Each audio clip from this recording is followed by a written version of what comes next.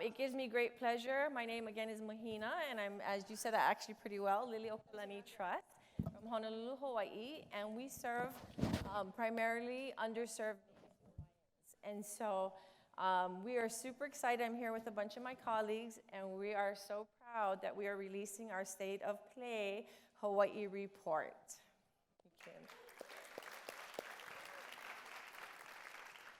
Our State of Play Hawai'i report is pretty unique in that it is Aspen's first state report. It covered 4 counties, and those of you who are familiar with the islands, that means that Hugo literally had to jump on a plane to go from one island to the next island to the next island to do our report and visit with many focus groups and did an amazing job. He'll talk a little bit more about the actual report. None of this could be done without the help of so many people, and we are so grateful. From back home in Honolulu, our trustees, to our CEO, to our executives, and my co-project manager, Keiki. Can you please raise your hand? We were side by side all year. As you know, for those of you who have gone through a report, you start to become like family. And in Hawaii, family is everything. We call that ohana. And that's what really it feels like after this year, say 6 months, but it actually was last year at this time when we announced that we were joining Aspen. So at this time, I would really like to recognize our family from Aspen, and if they could kind of come up, we just have a small gift. So I'd like to start with Rania, if you could come up, and we want to just say thank you so very much. Actually, if you turn around, but come up. Thank you. And then if Fumi could come up as well. Fumi, are you in the house? There we are. Thank you, Fumi. Oh, you go. Look at her still running. And then Tom, if you are in the house, could you please come up? Tom, are you still here? Okay, that's okay. We'll have something for him a little later. And then, of course, certainly, last but not least, this gentleman behind me who has written our report so eloquently. We were really honored and blessed to have him on our team. One, he has roots in Hawaii, so he was familiar with our culture. He not only came the desired amount of times that Aspen wanted him there, he came above and beyond. He went and visited with focus groups. He came on, I hope it was sort of vacation for him, but he explored many parts of our islands, from we have rural to urban, and so we were just so grateful. And I hope you all have a copy, or they have the electronic version, are able to read our report, but we are really grateful to have Hugo on our team, and so we really want to just say thank you for the tremendous job that you did representing us. Thank you.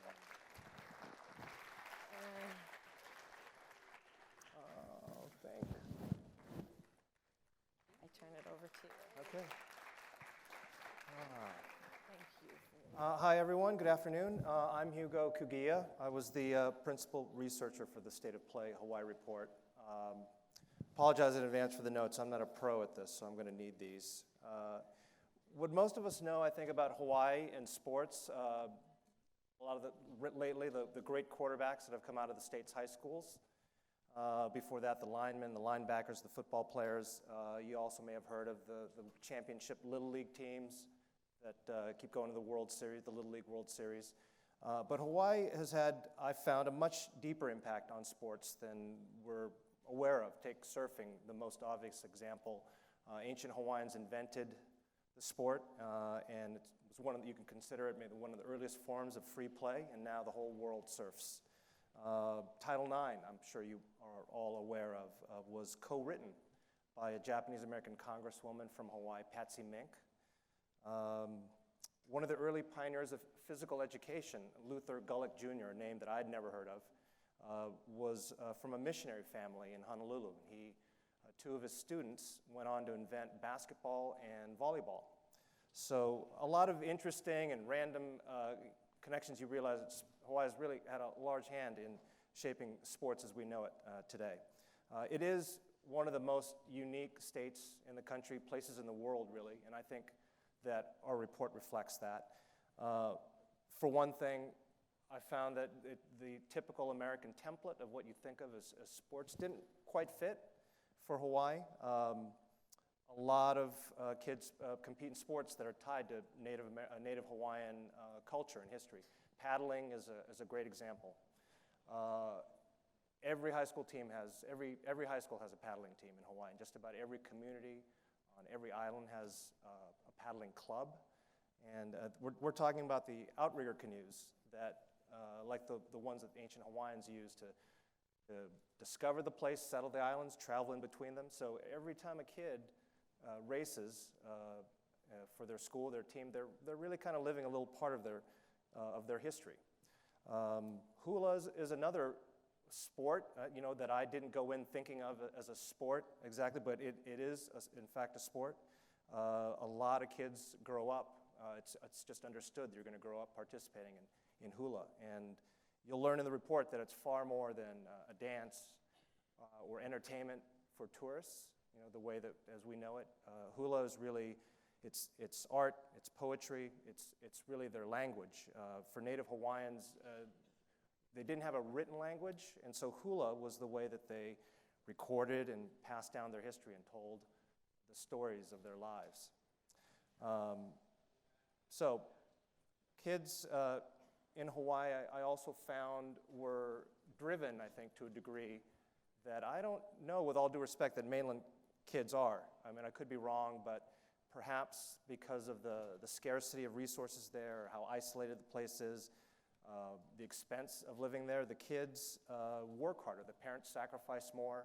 The kids know it, and all that shows.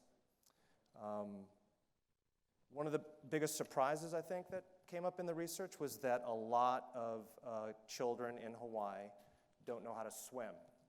As many as half, at least well enough to use that as a skill, and that's a deficit we address in the report. Ocean literacy, swimming literacy. To treat it like a public health issue will create more opportunities for free play, and it will serve as a gateway to other water sports like paddling and surfing and water polo. To start, we recommend in the report to create a standard definition for what it means to know how to swim so you can measure it, start to make progress on it. Of course, Hawaii has problems that you see in other parts of the country too. The specialization in sports starts very young there too. The chase for scholarships starts early. Elite teams and club sports are commonplace.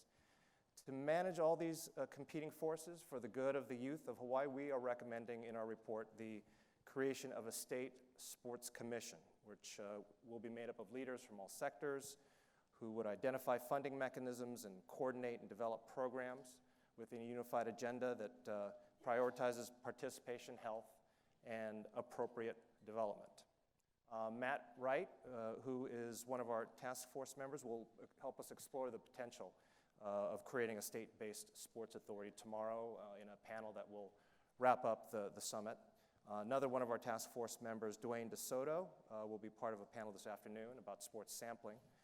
And with that, I just want to thank everyone who had a hand in shaping this report, the kids, the parents, the coaches, all the experts who spent time with me, cared enough to give me their 2 cents. Everyone in the focus groups who sat down. We had long, deep discussions that led to the findings you'll read about in this report. And of course, our task force, some of whom you'll meet today. We met as a group several times, and individually they offered me their time at any hour on the phone. And most of all, I want to thank Mahina and everyone really at the Liliuokalani Trust. They were great partners. I was told the best I've only done this once, so my standard is set high.